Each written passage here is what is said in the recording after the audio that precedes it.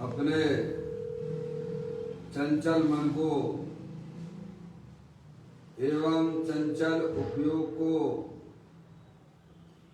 स्थिर करने के लिए जिनवाणी माता के माध्यम से अपनी वर्तमान ज्ञान की पर्याय में सम्यक भेद ज्ञान उत्पन्न करते हुए शरीर और शरीर से भिन्न जितने भी चेतन अचेतन पदार्थ हैं उनका मुझ भगवान आत्मा से किसी भी प्रकार का कोई संबंध नहीं है।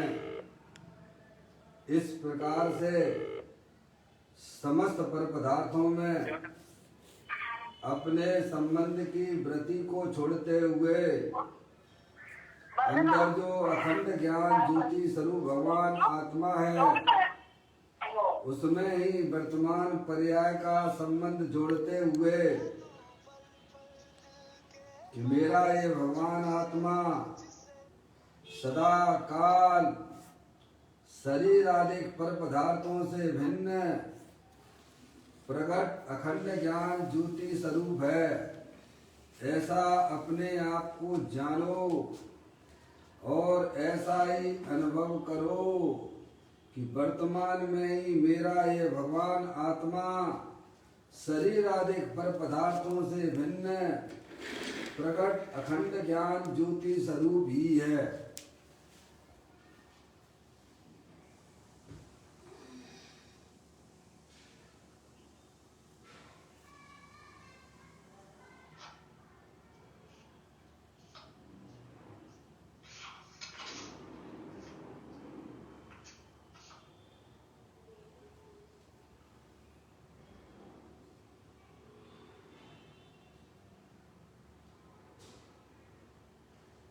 इसी प्रकार से संसार अवस्था में आत्मा की पर्याय में जो विविध प्रकार के पुण्य पाप के परिणाम होते हैं वे समस्त परिणाम पर के लक्ष्य से होने वाले भाव हैं, वे हमारे आत्मा का स्वभाव नहीं है। ऐसे समस्त रागादिक परिणामों में एकत्व बुद्धि, ममत्व बुद्धि, कर्तृत्व बुद्धि, भोक्तृत्व बुद्धि तथा उन रागादिक परिणामों की ज्ञाता बुद्धि को भी छोड़ते हुए अंदर जो अखंड ज्ञान ज्योति स्वरूप भगवान आत्मा है जो कि पूर्ण निराकुलता स्वरूप वाला है, सुख शांति का भंडार है, वीतराग मूर्ति है, ऐसे भगवान आत्मा में शरीर राग आदि का लक्ष्य छोड़ के मैं तो तीनों का सुख शांति का भंडार ऐसा भगवान आत्मा हूँ, ऐसा अपने आप को जानो और ऐसा ही अनुभव करो कि मैं तो तीनों का निराकुलता स्वरूप भगवान आत्मा हूँ, सुख शांति का भंडार हूँ।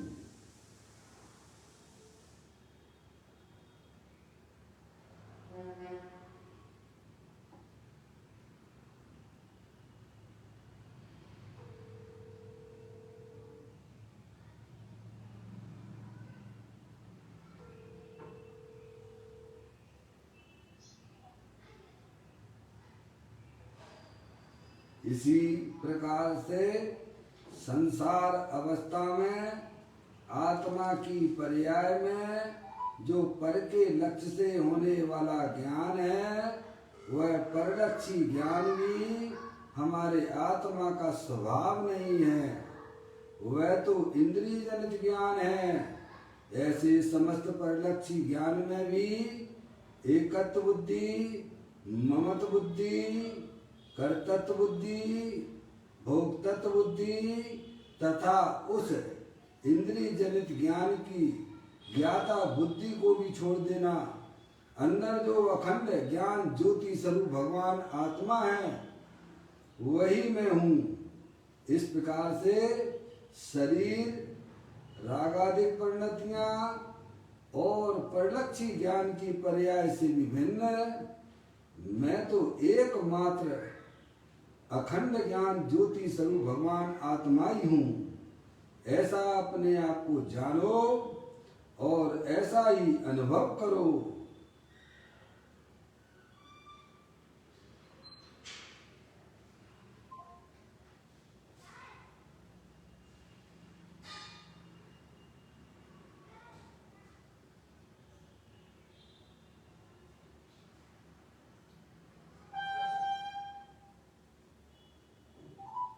मेरे भगवान आत्मा में शरीर और शरीर से संबंधित जितने भी चेतन अचेतन पदार्थ हैं, मेरे भगवान आत्मा में उनका प्रवेश नहीं होता है। मेरे भगवान आत्मा में रागादिक परिणतियां जो कि हमारी आत्मा में विकार रूप से उत्पन्न होती हैं, उनका भी मेरे भगवान आत्मा में प्रवेश नहीं होता है। इसी प्रकार से जो परलक्षी ज्ञान है वह इंद्रिय जनित ज्ञान है, उस ज्ञान का भी हमारे आत्म स्वरूप के अंदर प्रवेश नहीं होता है, क्योंकि मेरा ये भगवान आत्मा सदाकाल शुद्ध वीतराग विज्ञान घन स्वरूप है। ऐसा अपने आप को जानो और ऐसा ही अनुभव करो कि मैं तो तीनों काल शुद्ध वीतराग विज्ञान घन स्वरूप भगवान आत्मा ही हूँ।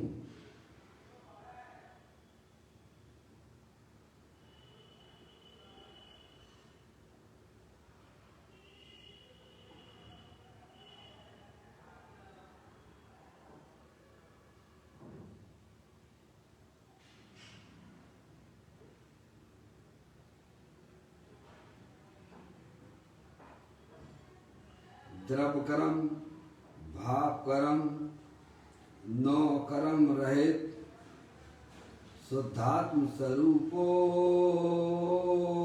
हम। मेरा ये भगवान आत्मा सदा काल ज्ञान वर्ण आदि 8 कर्म, मोरादेश भाव कर्म, शरीर आदि 9 कर्म, इन तीनों कर्मों से रहे मैं तो परम पवित्र शुद्धात्मा हूँ। ऐसा अपने आप को जानो और ऐसा ही अनुभव करो कि मैं तो एकमात्र परम पवित्र शुद्धात्मा ही हूँ।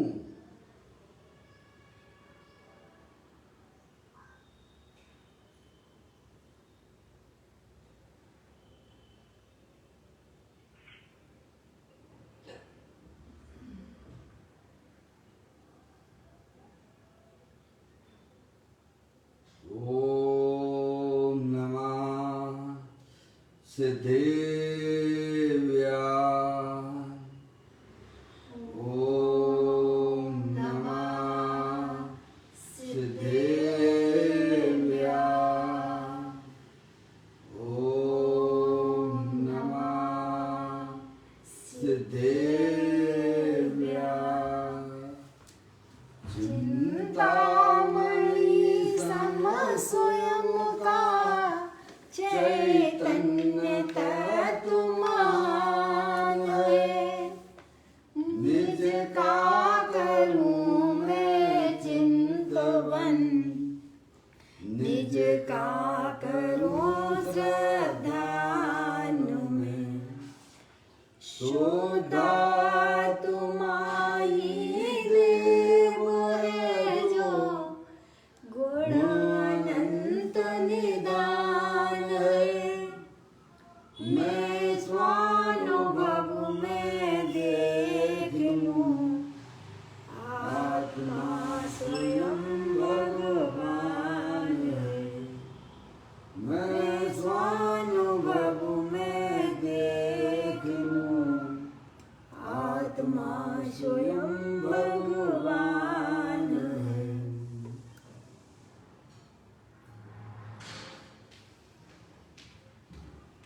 द्रव दृष्टि जनेश्वर और पर्याय दृष्टि विनेश्वर की चर्चा महान ग्रंथ के माध्यम से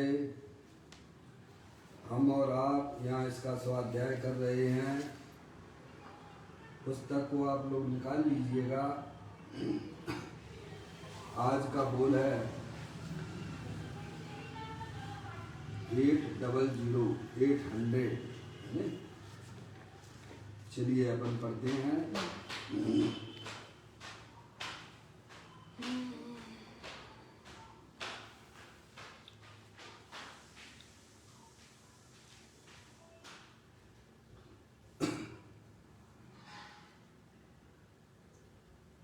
विचुर आनंद के वेदन में झूलते हुए संत कहते हैं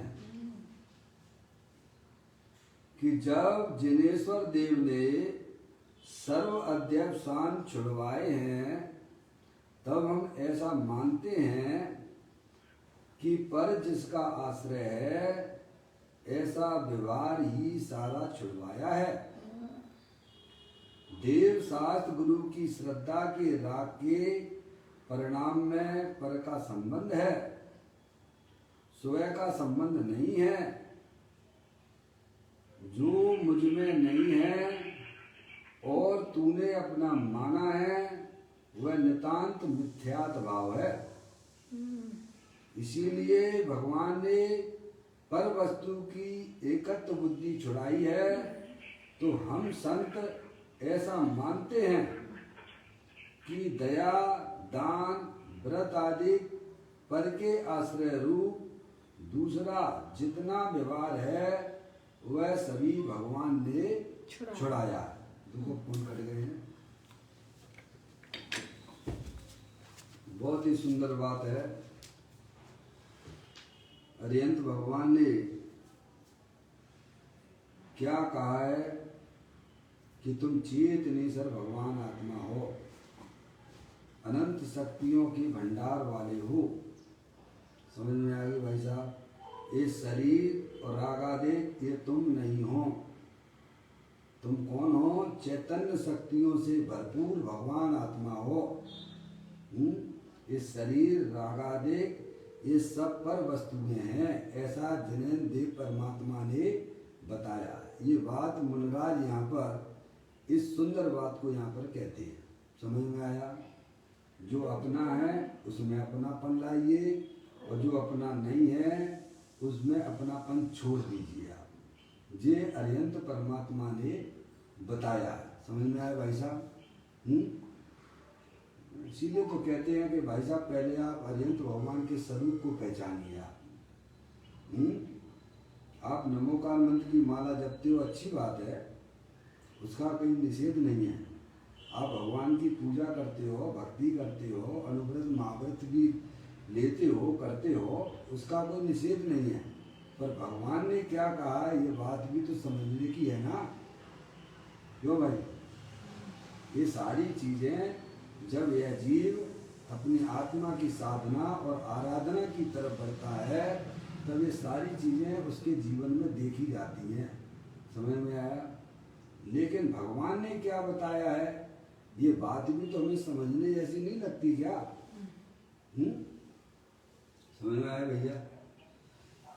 देखिएगा, बहुत ही सुंदर बात मुनराज यहाँ पर बड़ी सुंदर बात करते हुए हमें समझाते हैं। और वे कैसे मुनराज हैं? जो 3 चौकड़ी कसाई के अभाव पूर्वक प्रचुर स्वसंवेदन में उनकी पर्याय मस्त हो रही है। क्या हो रही है? समझ में आया? हमारी आपकी पर्याय में तो भाई साहब संकलेश परिणाम मरे जा रहे हैं, मरे जा रहे हैं। पर का कर्तृत्व का बोझ सही बात है लिए बैठे हुए हो। लेकिन मुनराज की पर्याय 3 चौकड़ी कसाई के अभाव पूर्वक वीतराग आनंद दशा में झूल रही है। वो भी अपने क्या है, प्रभु परमात्मा के आश्रय से। समझ में आया ना? तो आपको मुनराज का पता और ना अरिहंत देव भगवान का पता। आप तो बस बाहर से ही देखते हो और वो ही समझ लेते हो, यही सब कुछ है भाई साहब। लेकिन अरिहंत परमात्मा कहते थोड़ा अंदर से भी देखना चालू करो। क्या भाई साहब? अंदर से देखने का काम भी आप चालू करिए। ये बाहर के प्रदर्शन में या बाहर की व्यवस्था से या बाहरी क्रियाकांड से अपने आप को ना धर्मात्मा समझना और ना सामने वाले को धर्मात्मा समझना। समझ में आ गया भाई साहब? अंदर भी कोई चीज है जो हमें समझने लायक है। समझ में आ गई? तो कैसे हैं वे मुनराज? तो कहते हैं प्रचुर आनंद के वेदन में झूलते हुए संत कहते हैं। कैसे होते हैं मुनराज भाई साहब? समझ लें आप? जिनकी पर्याय निरंतर अतीन्द्रिय आनंद में झूल रही है। और हमारी पर्याय क्या कर रही है भाई साहब? अजय भैया कितना आनंद ले रही है वो? आत्मिक आनंद की बात है। पंचेंद्रिय के विषयों में तो हलाल दुख है। समझ में आया? वहां तुम्हारा कोई आनंद नहीं है। निरंतर अज्ञानी जीव पर का लक्ष्य करके, निरंतर दुखी दुखी दुखी शरीर का लक्ष्य करके, शरीर से संबंधित जितने भी चेतन है अचेतन है उनका लक्ष्य कर करके निरंतर मरा जा रहा है, दुखी हो रहा है, संकलेश परिणाम हो रहे हैं। अपने आप को निरोध ले जाने की तैयारी में लगा हुआ है। कहाँ ले जाएगा वो? ऐसे महासंकलेश रूप परिणाम जिस आत्मा की पर्याय में हो रहा है वह समझ लेना चाहिए कि उसके आने वाली पर्याय भाई साहब गति की होगी। ख्याल में आ गया भाई साहब? मुनराज की पर्याय तो अतीन्द्रिय आनंद में झूला करती है, क्योंकि उनकी पर्याय में अपना शुद्धात्मा बस रहा है जो कि अनंत शक्तियों के भंडार वाला है, आनंदमय है, वीतराग स्वरूप है। समझ में आए भाई साहब? तीन चौकड़ी कसाई के अभाव पूर्वक जो अतीन्द्रिय आनंद की प्राप्ति मुनराज को हुई है वे हमें समझा दे। समझ गया? जैसे छोटा सा उदाहरण लेके अपन समझ लेते हैं। चंद्रमा तो आपने देखा ही है, पूर्ण चंद्रमा तो देखा ही है ना आपने। लेकिन अंधेरे के कारण से दिखाई नहीं देता है। अमावस्या की रात में तो चंद्रमा दिखाई नहीं देता। लेकिन ज्ञानियों को वह पूर्ण चंद्रमा का ज्ञान भी है और श्रद्धा भी है। क्या कहा? सही बात है। आप ज्ञानियों को अंदर से देखने का प्रयत्न कीजिए। ज्ञानी यह जानते हैं कि भाई साहब चंद्रमा का कभी अभाव नहीं होता है और चंद्रमा अपनी पूरे प्रकाश के साथ में विद्यमान होता है। भले ही अभी अंधेरी रात है लेकिन चंद्रमा के अस्तित्व का कभी अभाव होता नहीं है। ऐसा श्रद्धा और ज्ञान जिन जीवों को होता है वे सम्यक दृष्टि जीव हुआ करते हैं। समझ में आ गया भाई साहब? नहीं साहब वो तो अंधेरा ही है, वो तो अंधेरा ही है, चंद्रमा कुछ नहीं है। समझ गए आप? उन्हें कभी भी भाई साहब उस प्रकाश रूपी चंद्रमा की प्राप्ति नहीं होने वाली है। ऐसे ही ज्ञानी जीवों को यह विश्वास हुआ करता है कि अंदर में मेरा वो चेतनेश्वर भगवान आत्मा पूर्ण चंद्रमा के समान हर समय विद्यमान है। जो ऐसी पर्याय में अपनी स्वीकृति करती है उनकी पर्याय में मिथ्यात्व तो तुरंत भाग जाता है और एक चौकड़ी कसाय का अभाव हो जाता है, अनंतानंदी कसाय का। आगे बात समझ में आपको? 4 चौकड़ी कसाय होती है। जब तक मिथ्यात्व नहीं जाता है तब तक वे 4 चौकड़ियां कसाएं आपकी पर्याय में बराबर काम कर रही हैं। समझ में आया भाई साहब? अनंतानुबंधी कसाय, अप्रत्याख्यान संबंधी कसाय, प्रत्याख्यान संबंधी कसाय और संजुलन कसाय। आगे बात आपको। और उन कसायों के भी आप जो है चाहे समय क्रोध मान माया लोभ संबंधित है, अनंतानुबंधी कसाय में जाएगा। और अप्रत्याख्यान संबंधी भी क्रोध मान माया लोभ होता है। समझिए? प्रत्याख्यान संबंधी क्रोध मान माया लोभ होता है और संजुलन संबंधी भी क्रोध मान माया लोभ होता है। इसको आप इस प्रकार से समझ सकते हैं।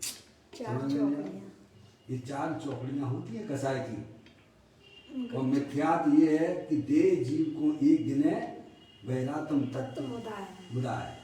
जो शरीर को अपना मानता है, अपना जानता है कि शरीर है सो मैं हूँ, वह में मिथ्या दृष्टि जीव है। समझ में आया भाई साहब? और जहाँ मिथ्यात्व हृदय में है वहां पे चारों चौकड़ियां उसके साथ में विद्यमान है। जब तक आप जो है भाई साहब सम्यक भेद ज्ञान की ज्योति नहीं जलाओगे तब तक आपकी पर्याय में चाहे वे कसाई के परिणाम भाई साहब पतले भी हो जाएं, समझ गए नहीं आप? शुक्ल लेस्या जैसे परिणाम भी हो जाएं, लेकिन अंदर से जब तक भाई साहब मिथ्यात्व को नहीं तोड़ पाते हो, सम्यक भेद ज्ञान अगर पर्याय में जागृत नहीं करते हो, उस मिथ्यात्व का कुछ भी नहीं होगा भाई साहब। और मिथ्यात्व गए बिना उन कसायों का भी आप कुछ नहीं कर सकते हो। समझ में आया? तो मुनिराज ने सच्ची मान्यता भी अंदर में की है और अपना पूर्ण चंद्रमा के समान अपना भगवान आत्मा उसकी उन्हें दृष्टि भी है और उन्होंने मिथ्यात्व के साथ में तीन चौकड़ी कसाय का भी अभाव कर दिया है और उनकी पर्याय में उतना प्रकाश भी चैतन्य का चल रहा है। समझ में आया? प्रचुर आनंद में जैसे देखिएगा, जैसे वह चंद्रमा है भाई साहब, वो किसी ने आपको बताया कि भाई साहब ये अंधेरा जो दिख रहा है ना, इसके पीछे पूर्ण चंद्रमा विद्यमान है, बोलो आप श्रद्धा करोगे कि नहीं करोगे? ज्ञानी को इसी प्रकार की श्रद्धा हुई है। समय मेरा भगवान आत्मा पूर्ण चंद्रमा के समान हर समय प्रकट रूप है। समझ में आ गई भाई साहब? ऐसा जो पर्याय में ज्ञान और श्रद्धान करते हैं तो उसको जो आंशिक रूप से दूज नाम का जो दूज है ना, दूज का चंद्रमा देखा है ना आपने? तो ऐसा उसकी बस पर्याय में प्रकट हो गया है और श्रद्धा और ज्ञान तो पूर्ण चंद्रमा की है। क्या कहा? सम्यक दृष्टि को, सम्यक दृष्टि जीव की बात कर रहा हूँ। फिर मुनिराज के पास भी पहुंच रहे हैं आपके, दूज की चंद्रमा की तरह। समझ गया? ज्ञानी की पर्याय में पूर्ण चंद्रमा के समान अपने आत्मा का ज्ञान भी है और श्रद्धान भी है और भाई साहब पर्याय में उतना दूज का चंद्रमा भी उसको प्रकाश रूप से हुआ, आंशिक शुद्धता उसकी पर्याय में प्रकट हो गई है भाई साहब। अपने आत्मा के ज्ञान और श्रद्धान पूर्वक हुए भाई साहब मिथ्यात्व और अनंतानुबंधी कसाय के उसने ध्वस्त कर दिया। अभी ये अंदर के काम सीखी है भाई साहब, समझने नहीं आप? यानी जो दूज की चंद्रमा की वो प्रकट हुई है सम्यक दृष्टि को, तो वो उसको चारित्र कह सकते हैं? उसमें चारित्र का अंश है ना। हाँ। चारित्र का अंश है ना भाई साहब, है कि श्रद्धा ज्ञान तो पूर्ण बस ज्यादा नहीं, थोड़ा आगे विषय ही बढ़ाना है नहीं। क्या है भाई? दर्शन मोहिनी और चारित्र मोहिनी, मोहिनी के दो भेद, समझ गए? और मोहिनी में दर्शन मोहिनी आ जाता है, मिथ्यात्व भाव आ जाता है और चारित्र मोहिनी में आपका है भाई साहब क्रोध मान वाय अनंतानंदी कसाय प्रत्याख्यान और संजलन कसाय चारित्र के कोठे में जाएगी। आगे ये समझ में आपको? मोहिनी के दो भेद, एक दर्शन मोहिनी और एक चारित्र मोहिनी, समझ गए? सच्चा ज्ञान श्रद्धान हो गया कि मैं तो चेतनेश्वर भगवान आत्मा हूँ, मैं मनुष्य नहीं हूँ, मैं स्त्री नहीं हूँ। ऐसा जहाँ ज्ञान श्रद्धान जीव को हो जाता है, अब उसको दूज रूपी चंद्रमा का जो आपको प्रकाश दिख रहा है, समझ में आया भाई साहब? उतनी उसकी पर्याय में भाई साहब अनंतानुबंधी कसाय के अभाव पूर्वक चारित्र भी उतना प्रकट मानना ही पड़ेगा। क्योंकि मिथ्यात्व के साथ में अनंतानुबंधी कसाय भी तो चली गई है ना। लेकिन वो है भाई साहब चारित्र ऐसा है जैसे कोई गर्भवती महिला हो, 1 महीने का उसको गर्भ हो, तो सामने वालों को दिखता नहीं है, लेकिन वह महिला गर्भवती महिला जानती है कि मैं 1 महीने के गर्भ से हूँ। जानती है कि नहीं जानती है? जानती है। ऐसे ही ज्ञानी की पर्याय में श्रद्धान तो अपने पूरे ज्ञाय प्रभु परमात्मा का चल रहा है, प्रतीति में भी अपना भगवान आत्मा उसके बसाया हुआ है, लेकिन अभी उसको जो है मिथ्यात्व और अनंतानुबंधी कसाय संबंधी जो क्रोध मान माया लोग भी चले गए हैं, उतनी शांति उसकी पर्याय में वर्तमान में प्रकट रूप से है। समझ में आया? ये हो गया मिथ्या दृष्टि सम्यक दृष्टि जीव की बात। समझ में आया? अब आगे थोड़ा और चलते हैं।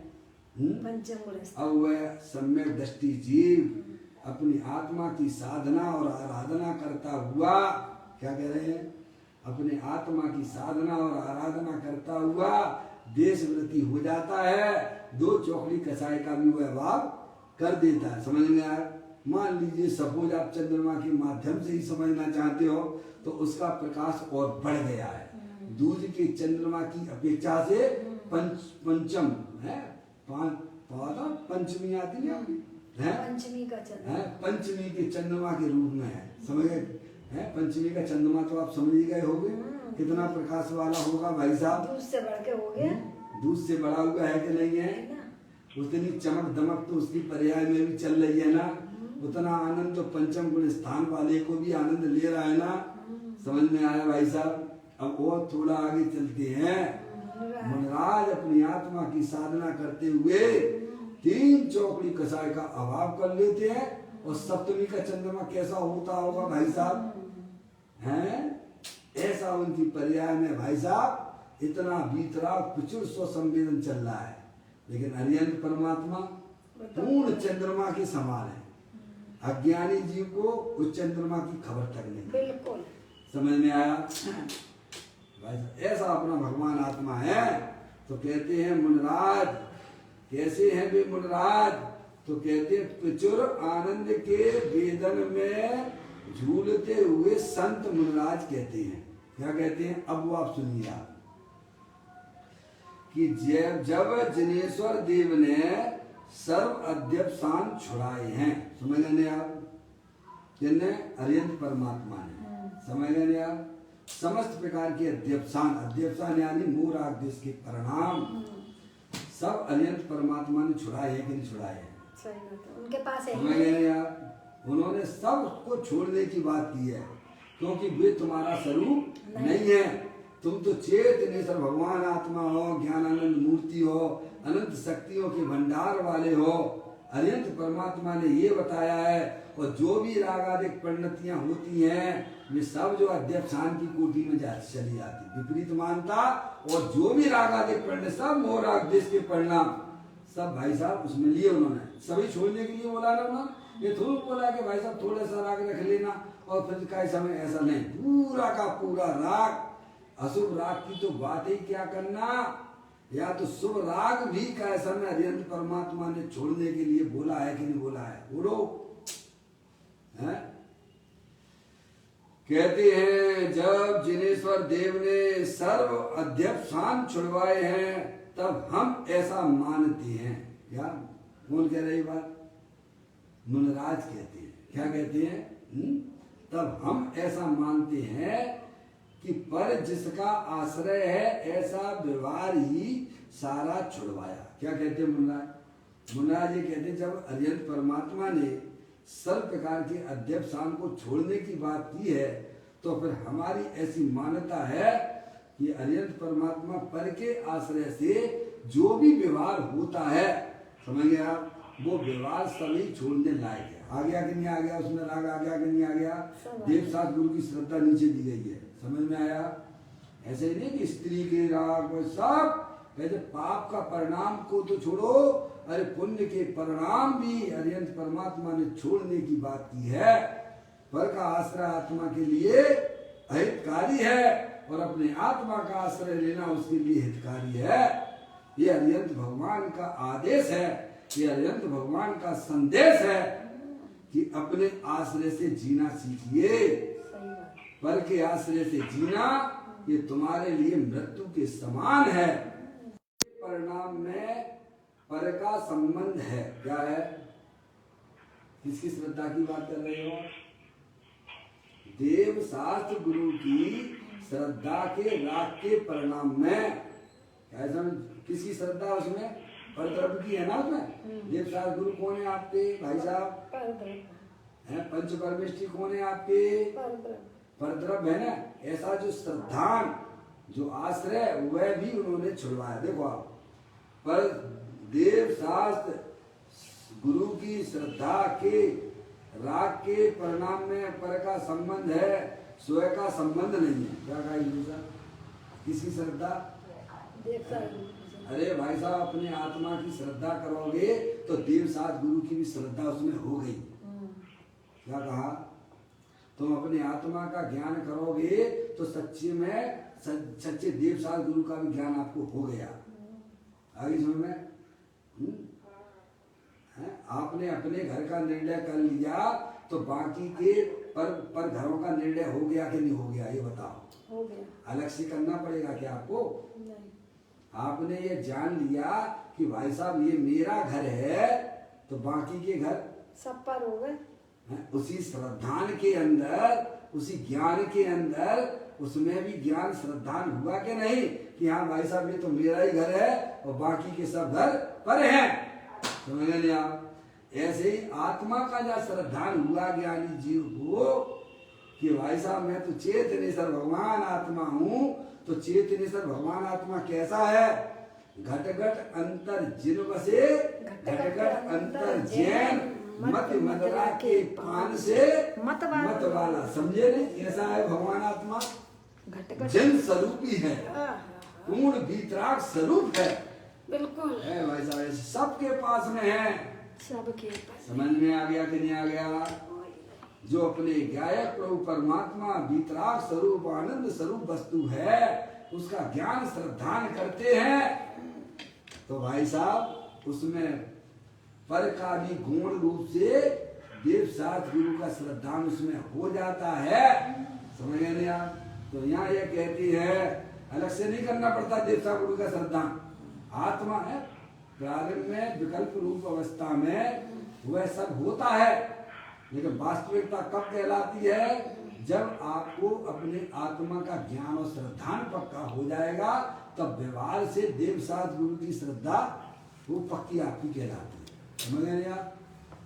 तो कहते हैं देव शास्त्र गुरु की श्रद्धा के राग के परिणाम में पर का संबंध है, स्वयं का संबंध नहीं है, अपनी आत्मा का संबंध उसमें नहीं है। और इधर से चलोगे तो अपने आत्मा की श्रद्धा में गौण रूप से देव शास्त्र गुरु की श्रद्धा भी आ जाती है। समझ गए नहीं आप? उस विकल्प को भी यहाँ पर संबंधित विकल्प को भी छुड़ाने की बात की जा रही है। अब देखिए आप, जो तुझ में नहीं है और तूने अपना माना है वह नितांत मिथ्या भाव है। क्या कह दिया मुन्नाई ने? जो तुझ में नहीं है। तुझ में क्या नहीं है?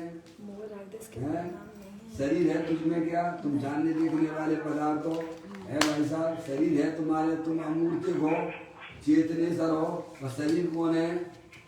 शरीर है आत्मा के अंदर क्या है? और श्रद्धान माने बैठे हो कि मैं स्त्री हूँ, है? समझ में आया? क्या माने बैठे हो कि मैं मनुष्य हूँ, मैं स्त्री हूँ, तो मिथ्या भाव है। समझ में आया? और अपने आप को रागी द्वेषी मानना, आत्मा में क्या राग द्वेष के परिणाम है क्या? आत्मा तो पूर्ण वितराग स्वरूप है, और हमने क्या कर लिया है कि मैं रागी हूँ, मैं द्वेषी हूँ, तो ये मिथ्या भाव हो गया। तो यहाँ ये बता रहे हैं जो तुझ में नहीं है और तूने अपना माना। शरीर रागादिक हमारे आत्मा के अंदर नहीं है और हमने उन्हें अपना माना है, यही हमारी सबसे बड़ी अज्ञानता हो गई है। तो है जो तुझ में नहीं है और तूने अपना माना है वह नितांत मिथ्या भाव है। समझ गए आप? और वह मिथ्या भाव वर्तमान में भी दुखरूप है और आगामी अनंत काल को निमंत्रण आपको दे रहा है। समझ में आया भाई साहब? निरंतर जो है हमारे परिणाम में शरीर रागादिक में जो अपनापन स्थापित किए बैठे हैं, वे भाई साहब अनंत संसार में रुलने वाले हैं। समझ में आया? तो कहते हैं जो तुझ में नहीं है और तूने अपना माना है वह नितांत मिथ्या भाव है। समझ गए आप? और उस मिथ्या भाव का फल क्या है? वर्तमान में दुख रूप परिणमन करना होता है, और उस परिणमन के निमित्त से जो हमारे आत्मा के साथ में कर्मों का संबंध होता है, और फिर वह जो नई नई पर्याय वो धारण करता चला जाता है। समझ गया? मिथ्या भाव का इतना बड़ा पाप लगता है भाई साहब। सबसे बड़ा पाप अगर है तो कौन सा बताया अरिहंत परमात्मा ने? पाप कितने प्रकार के होते हैं भैया? अजय भैया,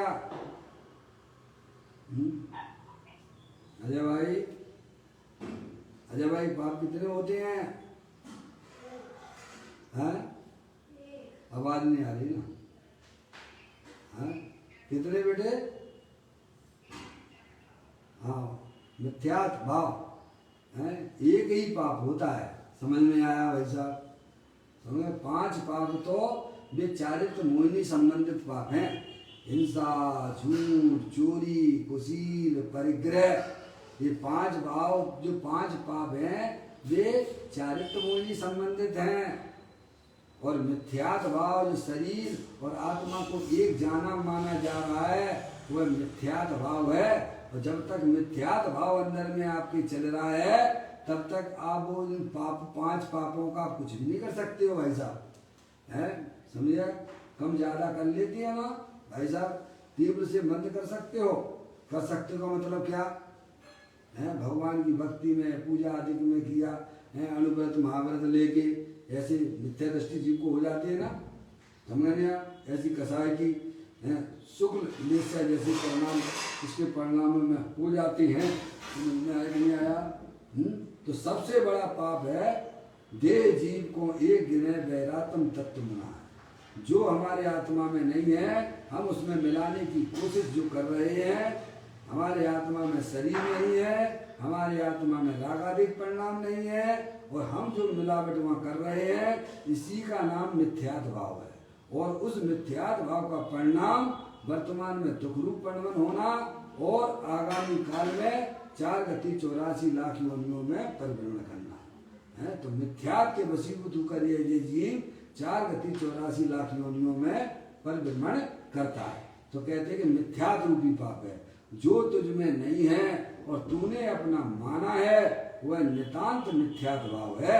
इसीलिए भगवान ने पर वस्तु की एकत्व बुद्धि छुड़ाई है। क्या छुड़ाई है भगवान ने? अभी हमें छोड़ना लगता नहीं है। क्या कह रहे?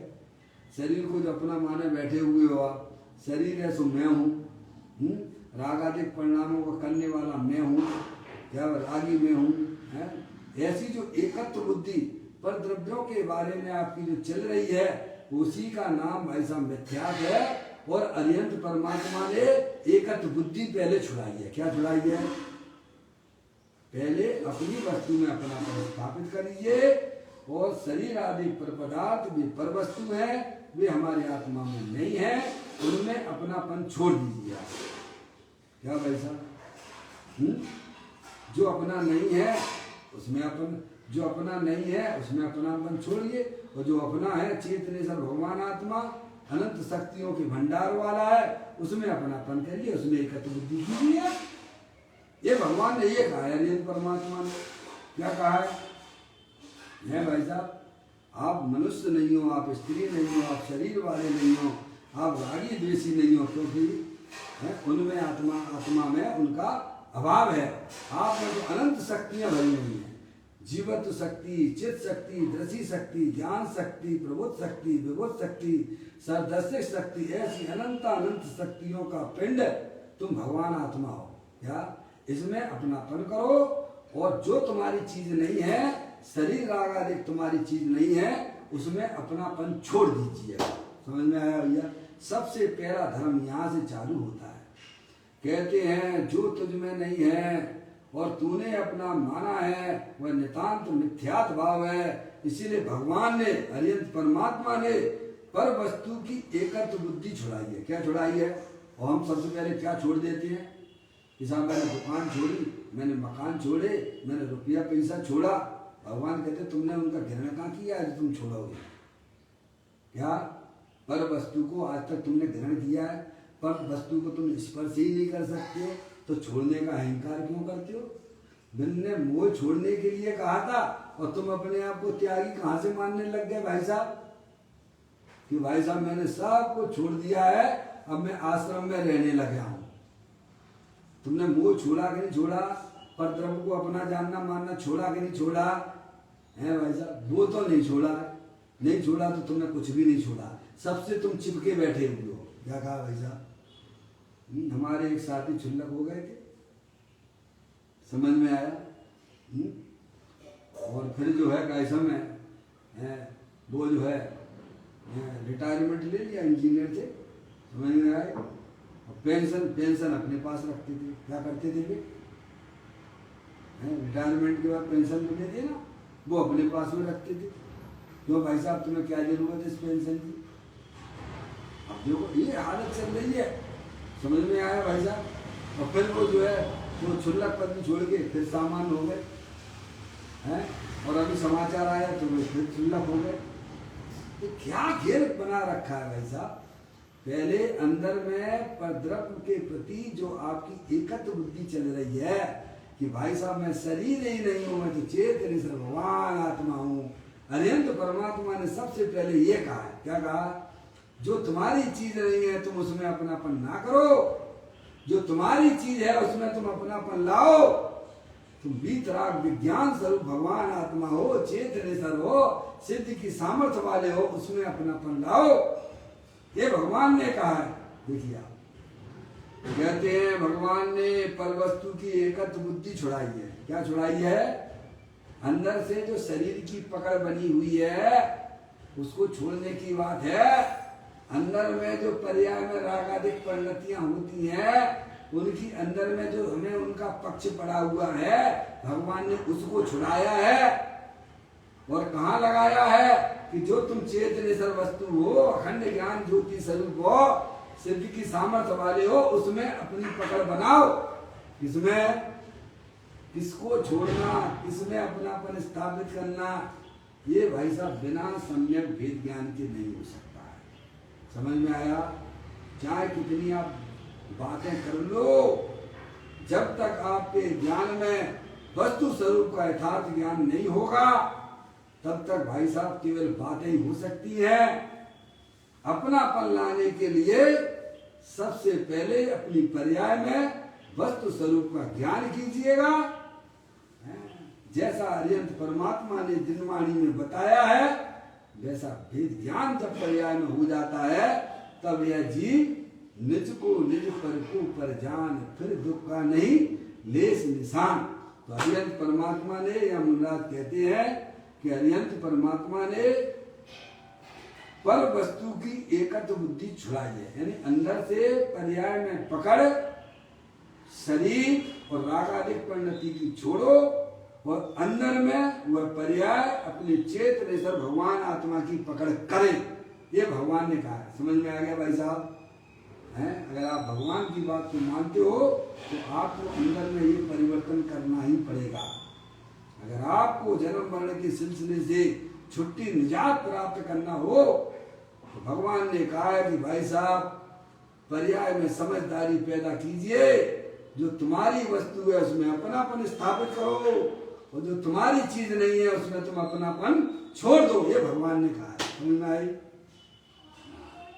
भगवान ने पर वस्तु की एकत्र बुद्धि छुड़ाई है और हम संत ऐसा कहते हैं। मुनिराज कह रहे हैं ना, हम संत हैं, मुनिराज ऐसा कहते हैं कि दया दान व्रत आदि पर के आश्रय रूप दूसरा जितना व्यवहार है वह सभी भगवान ने छुड़वाया है। क्या कहा?